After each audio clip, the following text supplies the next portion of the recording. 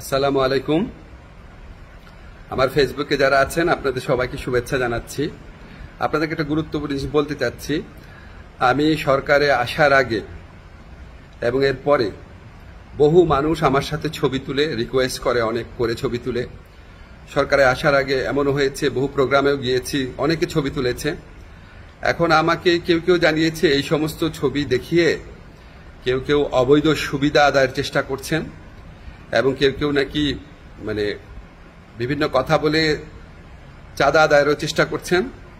এগুলো আমি শুনেছি, সত্য মিথ্যা জানি না। আমি এটা তীব্র প্রতিবাদ করছি। যারা এই সমস্ত কর্মকাণ্ড করছে বা করার চেষ্টা করছে, আপনারা তাদেরকে পুলিশে ধরিয়ে দিবেন।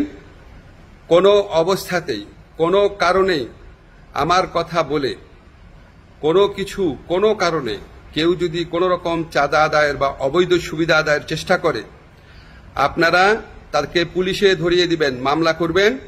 মামলার কপি আমার ফেসবুকে পাঠিয়ে দিবেন, আমার যে ফ্রেন্ডদের পেজ আছে সেখানে পাঠিয়ে দিবেন এবং অবশ্যই আমি চেষ্টা করব এটার বিরুদ্ধে ব্যবস্থা নেওয়ার জন্য।